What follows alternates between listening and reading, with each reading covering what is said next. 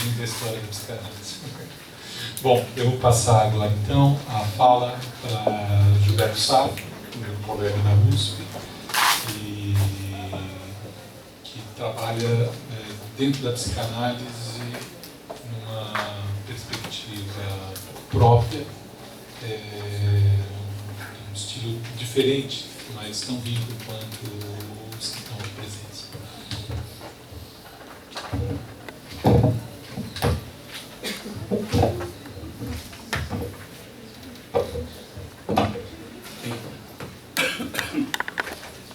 Eu quero agradecer a oportunidade de estar aqui, satisfação de estar com o Renato depois de tanto tempo. E também a presença de vocês, a disponibilidade de acompanhar aqui a nossa exposição.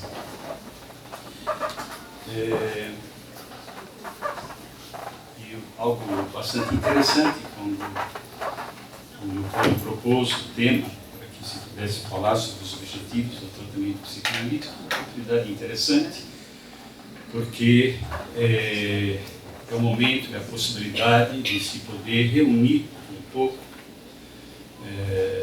daquilo, né, que a gente está pensando, que se pensa a respeito dessas questões em determinado momento, porque no cotidiano, no trabalho, a gente acaba trabalhando, mas é bom parar, né, com um disparador e reunir um pouco aquilo que a gente vem pensando a respeito do tema. Bem, para abordar a questão, né, dos objetivos do tratamento psicanalítico, eu queria colocar alguns tópicos que para mim são fundamentais dentro do campo psicanalítico e que são tópicos também fundamentais para aquilo que eu vou tentar expor para vocês.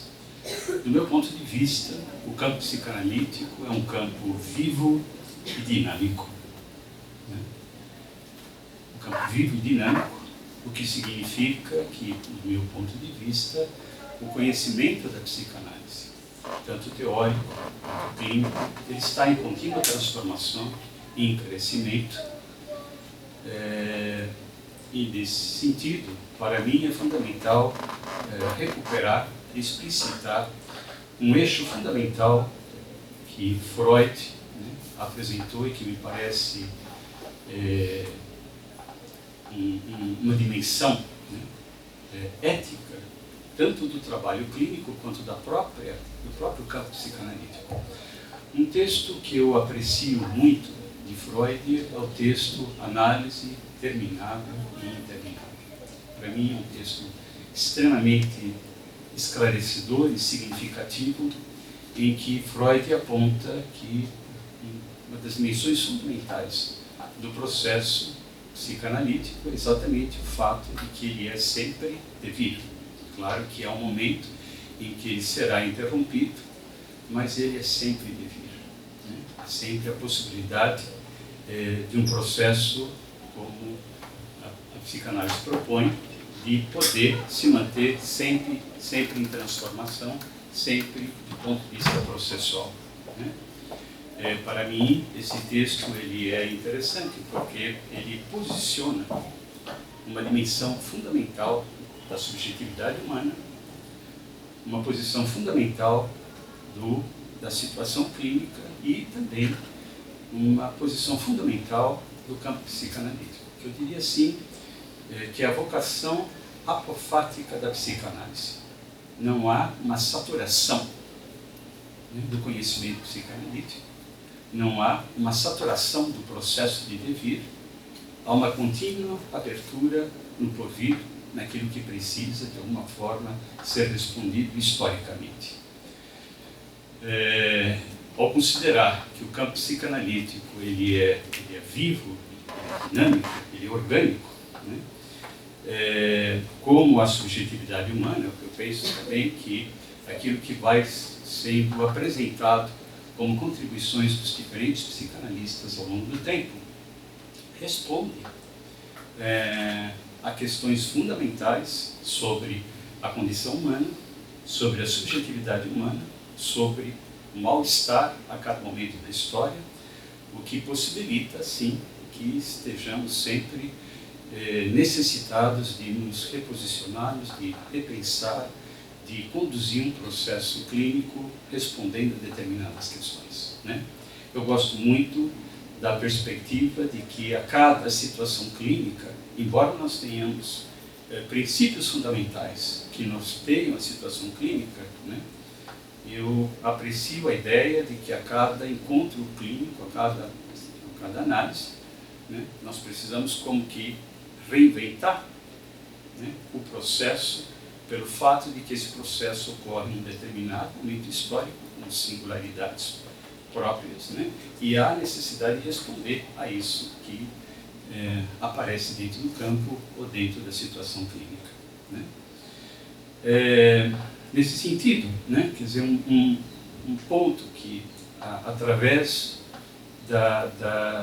dos anos, através de observação do próprio campo psicanalítico, através das situações clínicas conduzidas, supervisões, né, algo que mais e mais eu fui apreciando e reconhecendo, né, foi a genialidade de Freud ao apresentar, né, o método psicanalítico. É lugar comum se abordar de que a psicanálise, né, ela absolutamente fornece uma terapêutica, né, tem um método de investigação, tem a sua metapsicologia e assim por diante, mas mais e mais eu fui apreciando, né, a questão do método psicanalítico, né, como elemento fundamental, como eixo nodal de todo o trabalho clínico e de elaboração conceitual, teórica do campo psicanálise, né? Uma das missões, eu vou tentar, no primeiro momento agora, explicitar alguns dos fatores que para mim são importantes do método, né, psicanalítico, para responder essa questão, né, dos objetivos do tratamento psicanalítico, né? Uma das coisas que me parece genial, né, no aporte de Freud, né, é que a gente vai ter esse coincidir, né, o método, o uso do método é em si a possibilidade mesmo da experiência terapêutica, né? Eu acho que isso é muito interessante, porque explicita que o método que Freud foi estabelecendo e foi propondo, né, ele é sintônico às necessidades da subjetividade humana, ele é sintônico à condição humana, né? A gente vai ter que ao longo da história, essas perspectivas do método, ela foi sendo reconhecida a partir de diferentes vértices, reconhecendo, né, a especificidade e a profundidade, né, daquilo que Freud conseguiu então propor, né.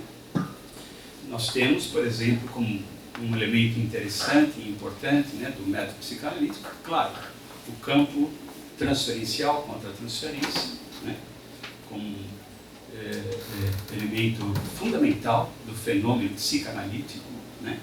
As diferentes escolas se posicionam de modos distintos diante dessa questão, né, mas é um dos eixos fundamentais, né, do método. Essa dimensão, né, do campo transferencial, a gente vai perceber que ela vai se adensando ao longo do tempo, né,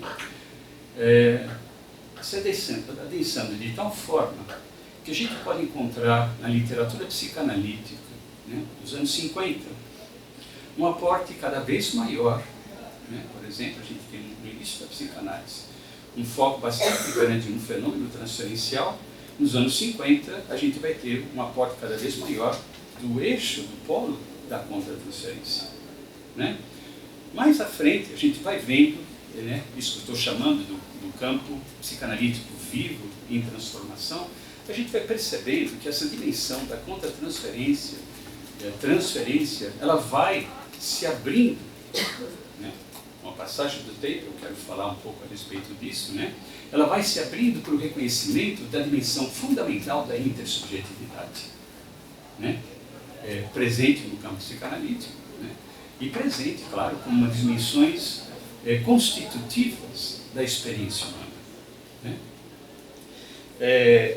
a gente vai ter, né, que também, a partir da década de 60, né, a gente vai ter também diferentes aportes que vão considerar esse campo, né, de polo, de transferência, contra-transferência e intersubjetividade, né, como um lugar, né, que explicita um fenômeno que é de outra ordem, muitas vezes, né, abordado por diferentes autores como espaço do entre. Né? Isso é abordado por André Green, abordado por Winnicott, o espaço do entre, né? Chamado terceiro analítico. Né?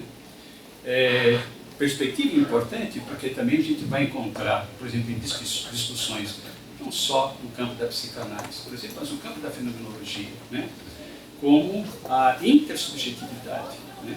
O evento da intersubjetividade, de fato, ela possibilita um acontecer de outra ordem, né? Que é esse acontecimento que se dá entre duas pessoas, né? Um fenômeno de outra ordem, né? Que transcende a subjetividade de cada uma. Mas o que eu estou querendo chamar a atenção, né? Como é interessante observar, né? Por exemplo, que este eixo da contra-transferência e transferência, ele vai sendo desdobrado ao longo do tempo e se vai compreendendo a complexidade e a profundidade desse tipo de fenômeno, né?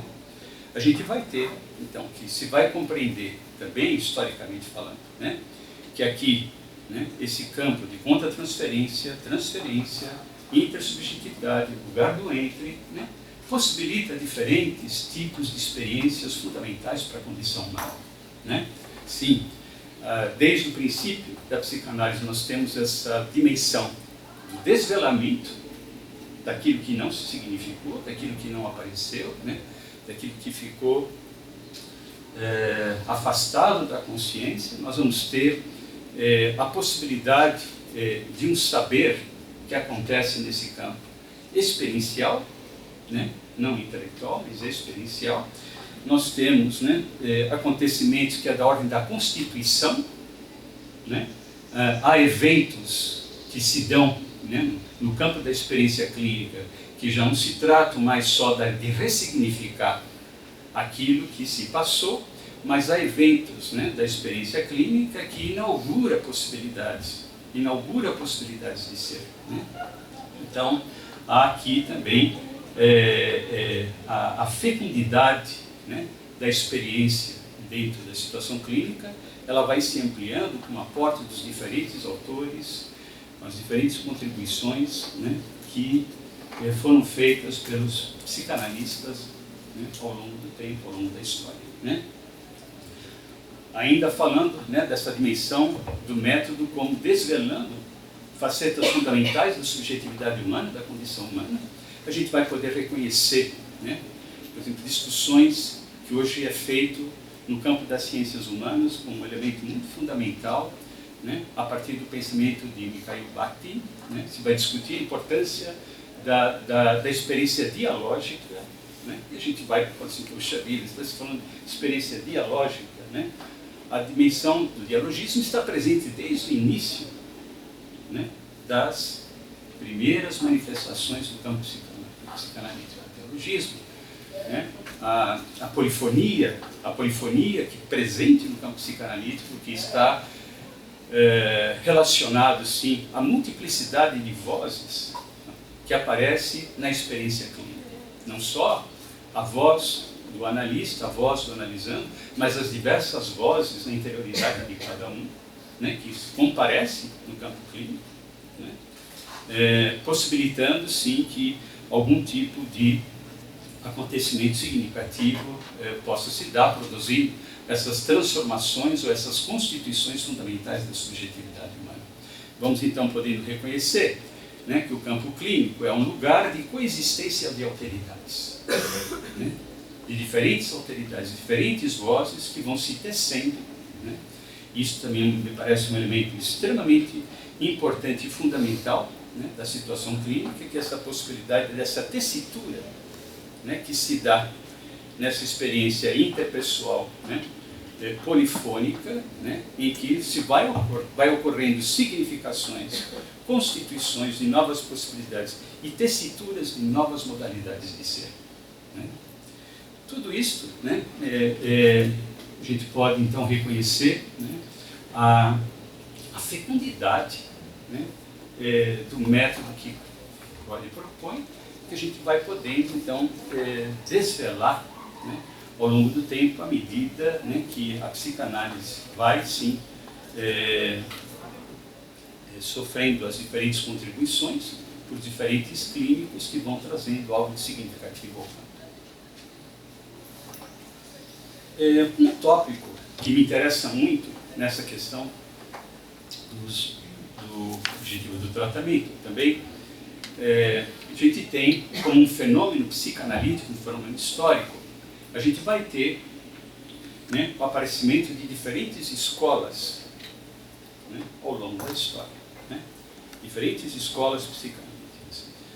Sim, muitas vezes as escolas têm concepções de angústias muito peculiares, né? Tem algumas colocações sobre como que a análise deve ser conduzida, tratam de facetas, né, que cada uma delas considera significativo, né, da experiência humana, mas uma coisa que me parece bastante interessante e fascinante, né, é poder fazer uma leitura do aparecimento das escolas, podendo reconhecer, né, que o aparecimento de cada uma das grandes escolas, elas respondem, né, a uma questão sociocultural.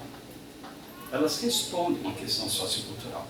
Aqui também um diálogo da psicanálise com o próprio campo sociocultural na qual, né, o evento psicanalítico ocorre.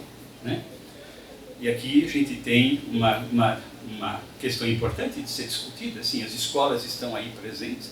As escolas, elas têm uma missão, né, significativa no campo psicanalítico, que é essa possibilidade de ofertar formações, né, de ofertar a transmissão de determinado corpo de conhecimento, né, dimensão importante e necessária, né, na formação de novos psicanalistas, mas também tem uma outra dimensão complexa no aparecimento das escolas, né, que é o fato de que as escolas, né, grande parte dos membros das diferentes escolas, juro por Deus, que exercem a verdadeira psicanálise.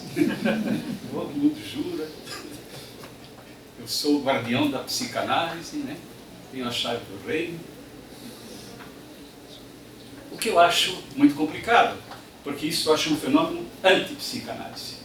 Né? Antipsicanálise. Então eu acho que é um fenômeno das escolas, quando a escola começa a se outorgar esse tipo de dimensão missionária de guardar a verdadeira psicanálise. Eu penso que ela contribui para matar a psicanálise. Né? Essa dimensão apofática que eu chamava a atenção, que me parece fundamental, né, no campo psicanalítico, na subjetividade humana e no próprio processo clínico. Né? Algo que me parece, então, significativo, né, é poder reconhecer, né, a contribuição de cada uma dessas escolas, né, e o modo como eu enxergo isso é o fato de cada uma delas respondendo a determinadas situações socioculturais específicas, né, elas desvelam algo de fundamental da condição humana. Né? Elas desvelam algo de fundamental da condição humana. Eu diria mais, cada uma dessas escolas desvelam, né, eu diria, áreas, regiões do inconsciente. Eu não acredito, né, essa é a posição que eu tomo, eu não acredito que as escolas sejam simplesmente teorizações. Né? Eu sou guardião de uma teoria, né, e essa escola se caracteriza por essa teoria, eu transmito essa teorização e ponto final. Para mim, né, cada uma das escolas, sim, ela tem seu corpo teórico, mas ela tem também uma contribuição para o desvelar da complexidade da interioridade humana, a complexidade daquilo que se chama na psicanálise a dimensão do inconsciente. Né? Eu só vou pontuar algumas coisas só para, não vou discutir isso, porque isso é um tema em si, né? Só alguns tópicos, veja, que é muito interessante. Né? Por exemplo, todo o aporte, né, que Freud foi capaz de fazer, apresentando o seu método, né, respondendo a uma sociedade, né, que colocava a questão da sexualidade nos quartos do fundo. Né? E parece que quando Freud apresenta a sexualidade, né, à luz das experiências, ele está respondendo a uma questão fundamental cultural, né, e está, sim, apresentando uma dimensão fundamental do inconsciente. Né? Da mesma forma, Melanie Klein. Né? Da mesma forma, Melanie Klein, a gente vê que Melanie Klein, né, vai trazendo, sim, os seus aportes a partir, principalmente, da observação de crianças, mas é interessante, né, como ganha força no pensamento kleiniano a necessidade, né, de tematizar, de explicitar a potencialidade destrutiva do ser humano. Perspectiva, por exemplo, também muito marcante, né, numa época em que está ocorrendo, né, a Segunda Guerra Mundial, a questão do Holocausto, e Melanie Klein vem, né, com todo o vigor que ela tinha, né, trazer esse tipo de situação. Né? Você vai tendo, por exemplo, na década de 50, 60, cada vez mais o predomínio, no mundo inglês principalmente, a questão das relações objetais, né, como significativas para se compreender a subjetividade humana e também como modo de abordar a situação clínica. Mas a gente não pode deixar de reconhecer, né, que esta explicitação da importância das relações objetais está ocorrendo paralelamente quando está ocorrendo todo um processo de destituição econômica das relações humanas. Né? Você tem aí uma resposta, né, perspectiva que ganha grande amplitude, por exemplo, né, quando vem o Winnicott e vai fazer, quer dizer, sempre me encanta o prefácio da pediatria psicanálise, né? Porque ali me parece, quando o Winnicott vai tentar explicitar o que é o seu trabalho, ele vai pontuar, né, fundamentalmente o excesso de especialização, né, que destitui, né, o saber tácito, naquele momento das mães, o saber tácito da experiência humana. Né? Enfim, eu estou só, né, só alinhavando alguns tópicos, só para refletir um pouco, né, de que cada autor ele responde, ele traz uma dimensão importante, né, para aquilo que está acontecendo do ponto de vista do mal-estar cultural, né, e isso para mim é significativo. Cada um deles, para mim, desvela facetas fundamentais do inconsciente da interioridade humana. Nesse sentido, a minha maneira de enxergar isso, eu não acho que uma escola supera a outra. Né? Eu não acho, né? Não acho, não é a minha leitura, não acho que uma escola supera a outra. Eu acho que cada escola ela traz sim um aporte, né? Um aporte que precisa ser considerado. Ela traz sim uma possibilidade de, como psicanalista, nós temos este olhar onde a gente possa fazer talvez aquilo que nós poderíamos chamar de uma cartografia do inconsciente, né? Em que nós vamos tendo a noção da complexidade do fenômeno do inconsciente. Um dos tópicos que eu queria focar, né, também vou focar muito brevemente, né, é, por exemplo, que a partir dos anos 70, com o pensamento de Lacan, pensamento de Bill, né, e do próprio Winnicott, nós vamos ter Bill, Lacan e Winnicott, né, uma contribuição cada vez mais forte para a dimensão da experiência humana, para a dimensão do inconsciente não representacional, a dimensão do real, né, a dimensão de O em Bill, né, a dimensão exatamente da área do inconsciente não representacional. Nós vamos ter cada vez mais, por meio desses autores, né, um assinalamento de áreas, né, da interioridade humana, que eu vou colocar num grande guarda-chuva, né, que eu vou chamar, por exemplo, de uma certa inquietude diante do que eu vou chamar de originário, da dimensão originária da condição humana, o real, né, o não representacional, o não acontecido, né, a dimensão originária. Dimensão originária, que é muito interessante quando a gente pontua esses autores, né? Lacan, Bion, Winnicott, E quando a gente pontua isso com o que está se passando no campo da filosofia, em que nós vamos ter também autores que também vão tematizar a importância do não representacional, né, diante do mal-estar do mundo, né? Chamando então a atenção da necessidade justamente de se explicitar esta faceta da condição humana que nos seja soterrada, destituída pelo excesso de representação, pelo excesso de nomeação, pela funcionalidade, né, das experiências interhumanas, né?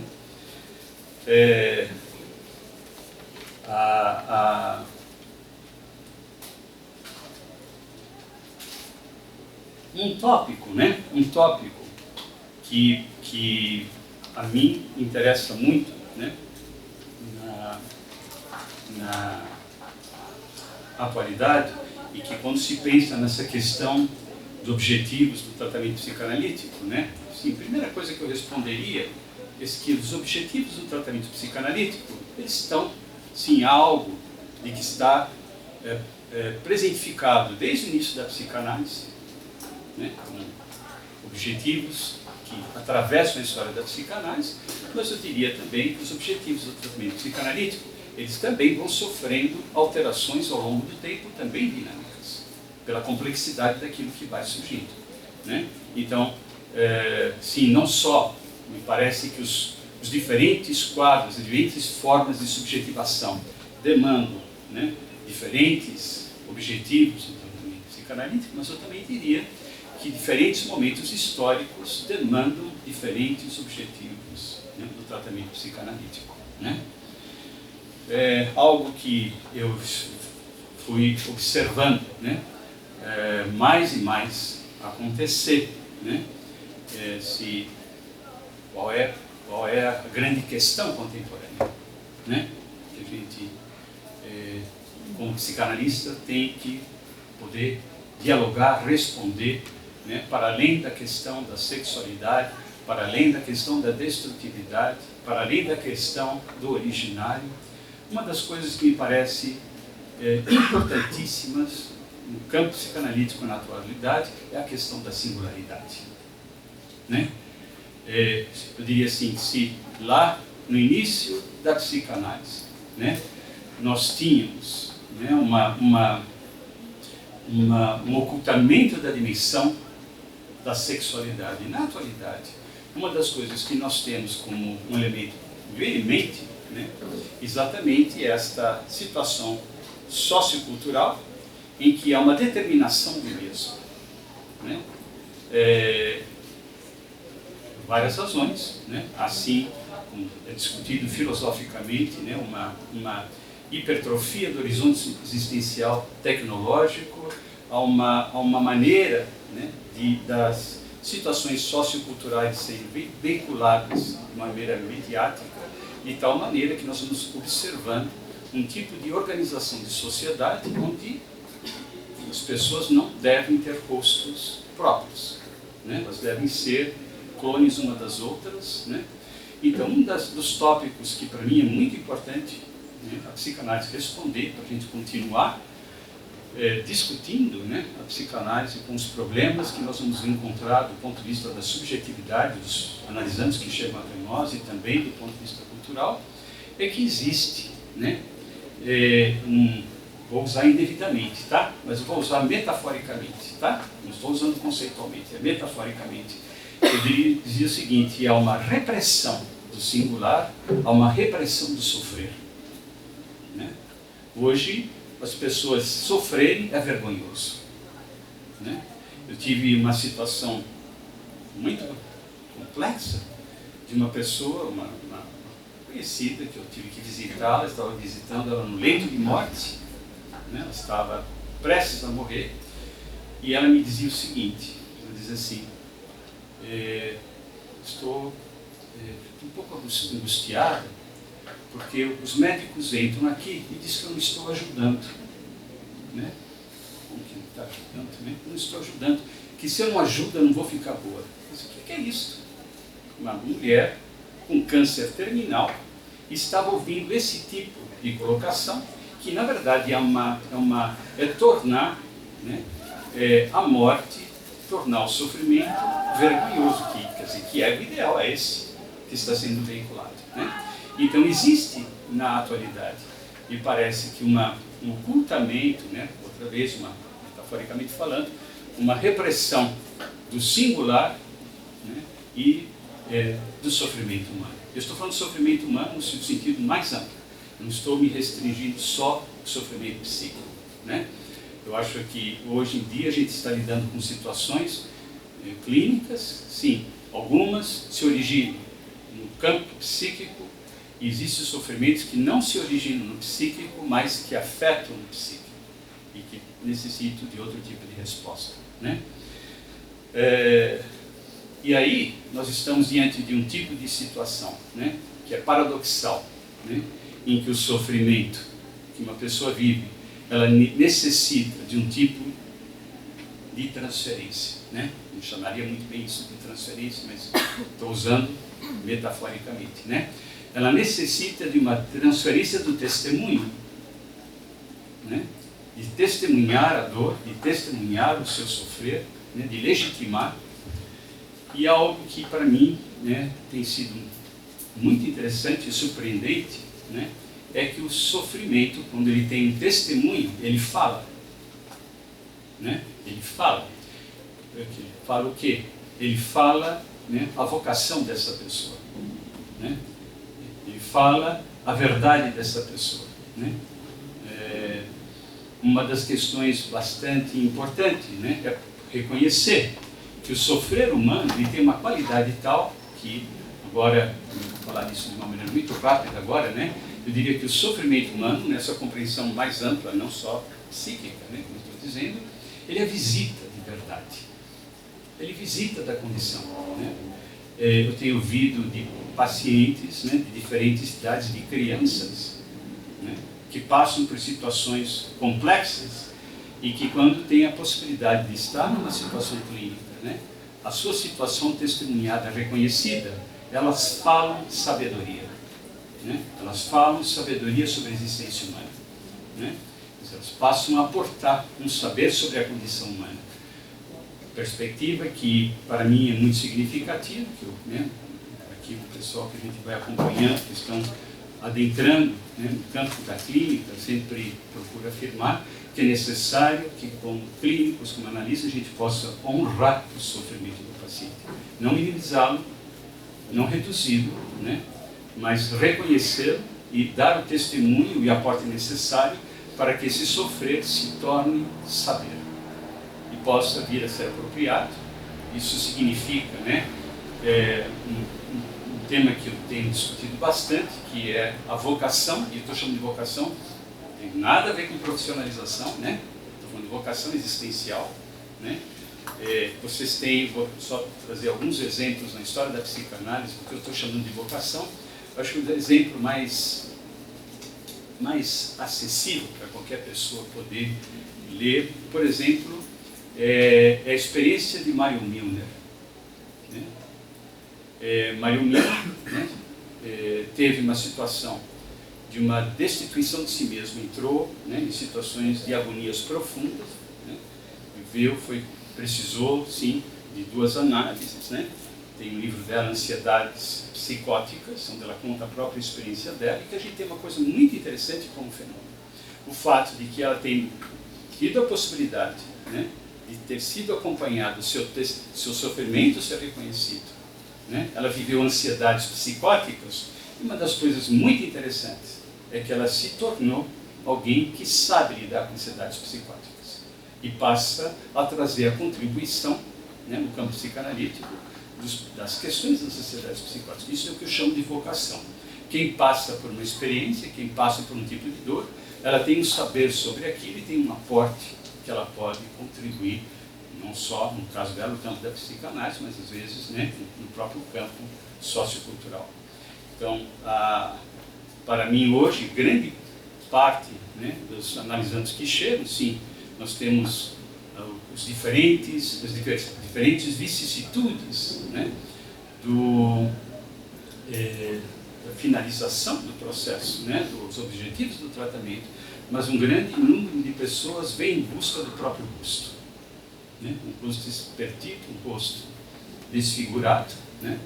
E chega numa aflição, né? Como um pedido, né? De um reconhecimento daquilo que foi destituído, que muitas vezes o rosto está lá, na dor que oculta e que não pode se explicitar.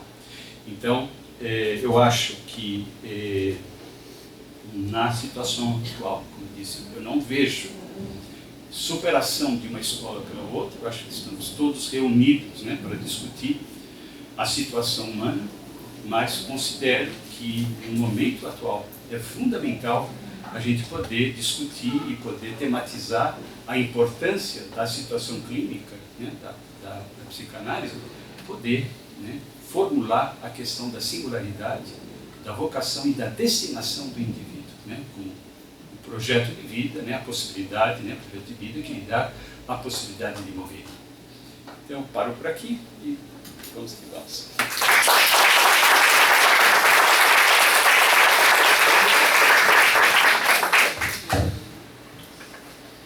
Bom, eu queria agradecer muito a apresentação do Gilberto, que compõe com a apresentação de Mezan. Eu já vou abrir a palavra para vocês para fazer um ponto, uma pontuação que surgiu da fala dos dois. Freud apontou em 1933 que o grande perigo da psicanálise era a religião, né? E talvez o próprio desenvolvimento da psicanálise enquanto uma religião, no sentido de que cada escola se defendendo como a dona do pedaço, alguma coisa assim, e que isso me parece que vai também de encontro a uma certa infantilidade não diria da psicanálise, mas uma infantilidade na defesa de meu pai é melhor que o seu, minha mãe é melhor que a sua, ao invés de poder olhar para aquilo que a psicanálise foi criada, que é o tratamento da condição humana, né? Talvez até mais do que do sofrimento humano, seja o tratamento da condição humana. E com a apresentação de Mezan e Safra, isso me pareceu muito claro e evidente, né? Como que o percurso histórico pôde nos levar, com as falas dele, a olharem para os fenômenos, os acontecimentos, para o momento presente da existência humana, que a psicanálise tem instrumentos para poder acessar, cuidar, tratar, seja lá qual for o termo que a gente utilize para isso. Então, acho que feito esse pontuamento, eu abro a discussão, né, para que vocês possam intervir, perguntar e a gente possa seguir agora um diálogo com vocês, né?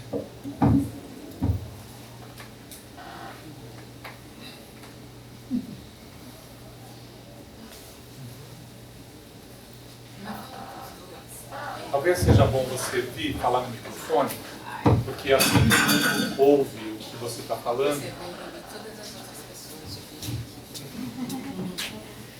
Na fala dos dois me ficou uma questão que eu gostaria de saber se a psicanálise ela tem uma resposta para isso.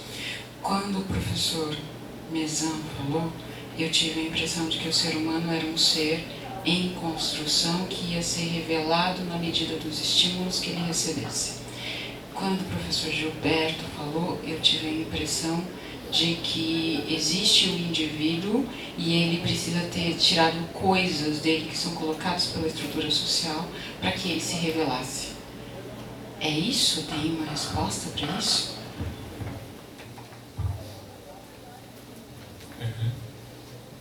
Alguém tem mais alguma questão para a gente ir juntando? Eu acrescentaria uma questão, que é uma questão que tem me tocado, tem me colocado também, que acho que é próximo que você está me perguntando, que é uma formulação simples, talvez de resposta difícil. Se diz em geral que a psicanálise vai ressignificar a história de alguém. O que mais acontece no processo analítico que seria um fato novo, que não diz respeito aos processos de significação, ou de ressignificação da história, né? Então, quais são as novas experiências passíveis de serem vividas do ponto da psicanálise, que não seriam redutíveis aos processos de ressignificação de um passado afetivo.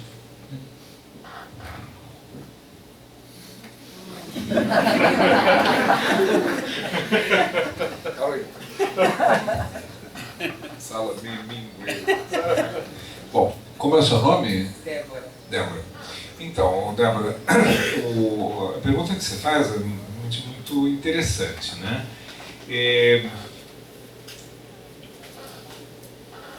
Eu gostaria de colocar um pouco em questão a ideia de que o ser humano nasce bom e a sociedade o corrompe, né? Assim Rousseau reformulou o que você acaba de dizer 250 anos atrás.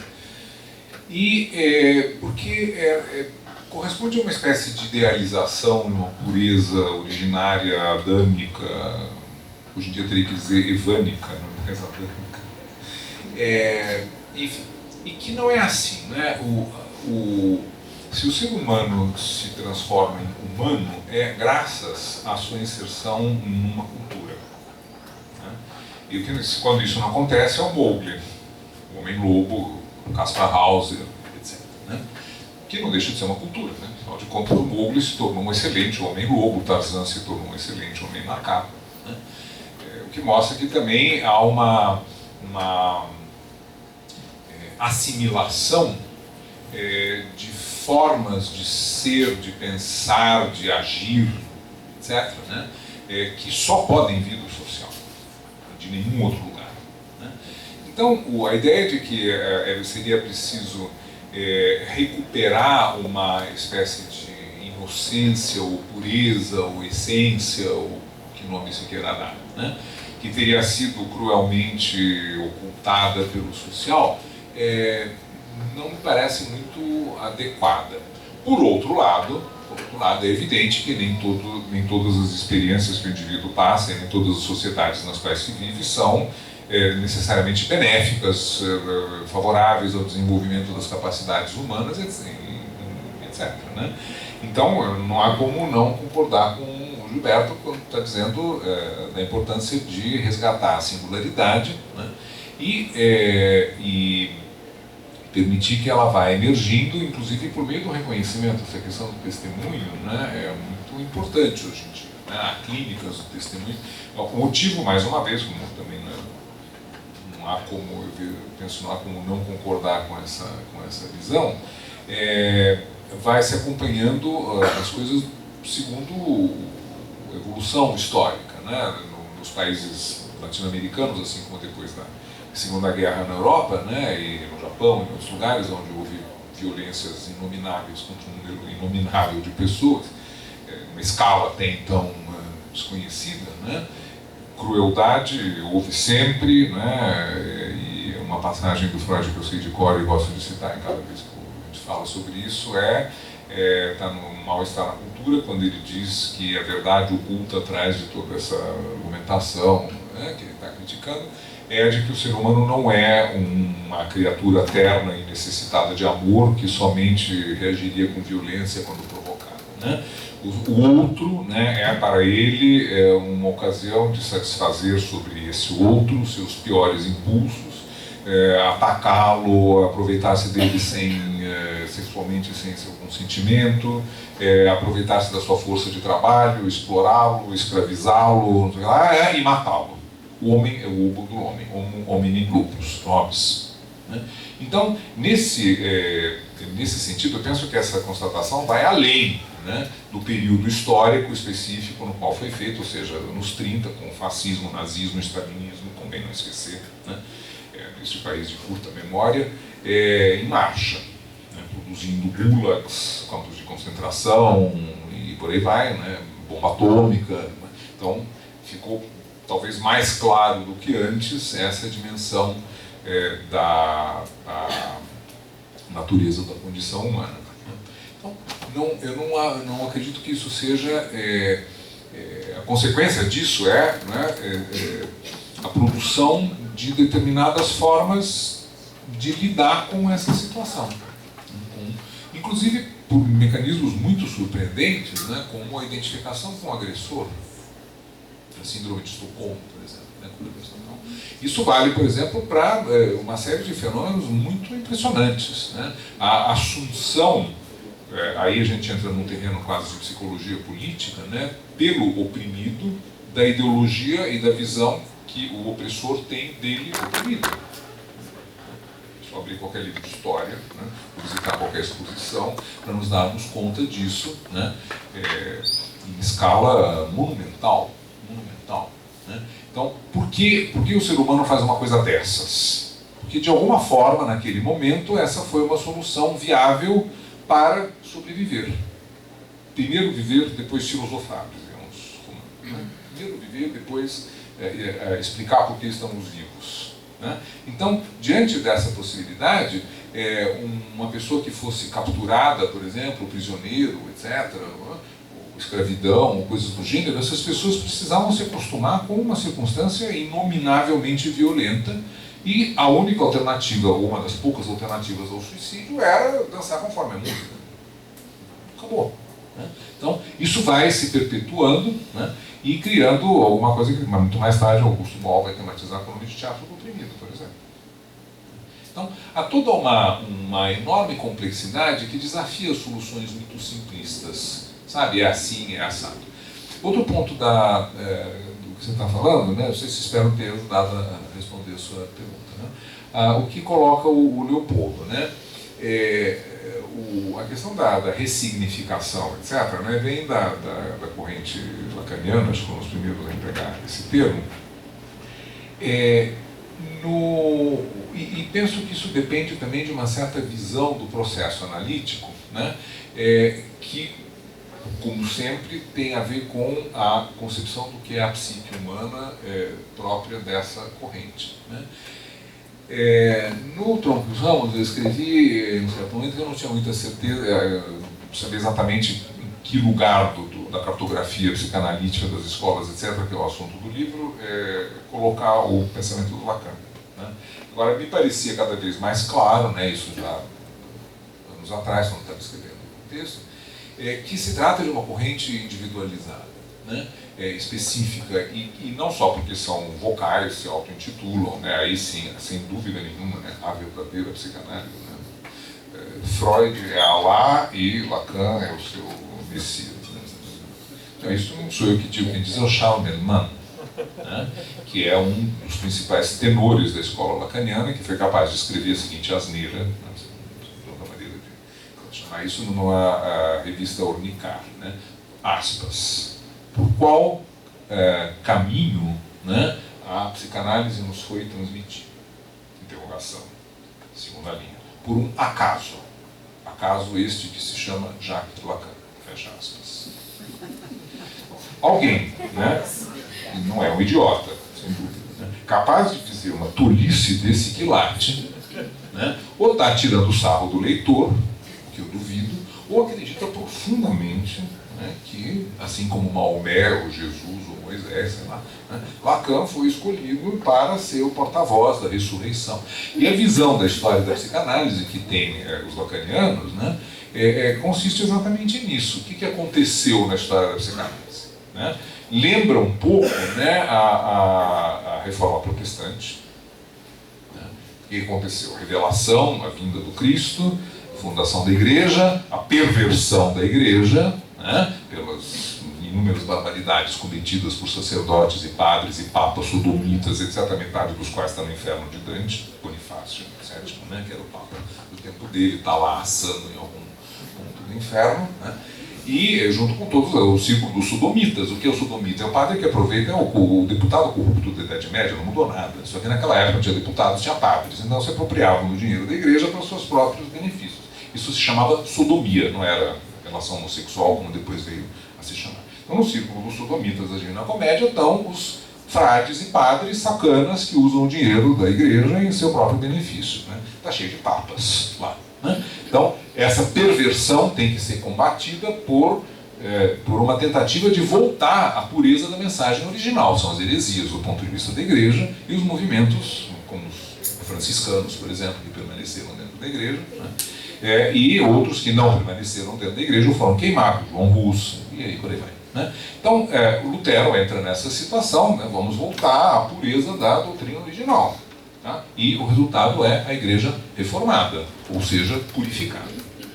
Versão lacaniana disso, né? Houve a revelação do inconsciente pela boca de Freud, a formação da Igreja, que é a IPA, a perversão da Igreja, que são as psicologias nefastas, né, que levam o nome de psicologia do ego e klainismo, que ficam no tempo do imaginário, e a ressurreição da mensagem pela boca de São Lacan.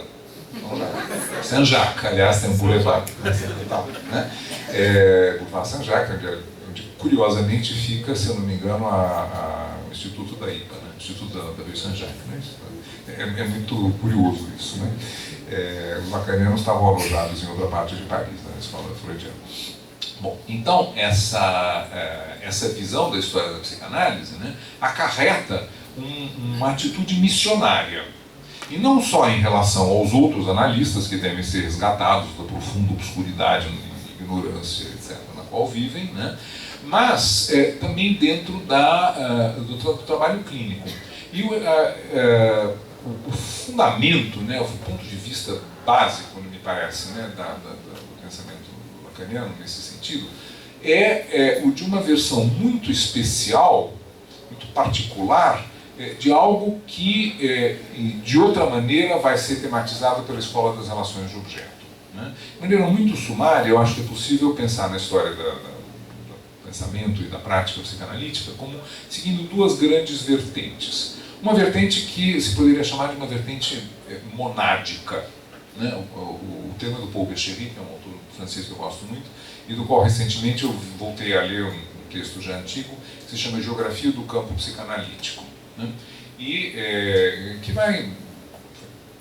Então, no Tronco dos Ramos eu trabalhei bastante com as ideias desse camarada, explorei, fiz algumas críticas e tal, mas vamos dizer assim, um mapa geral que eu venho seguindo, e foi com prazer que eu redescobri esse texto que é de 89.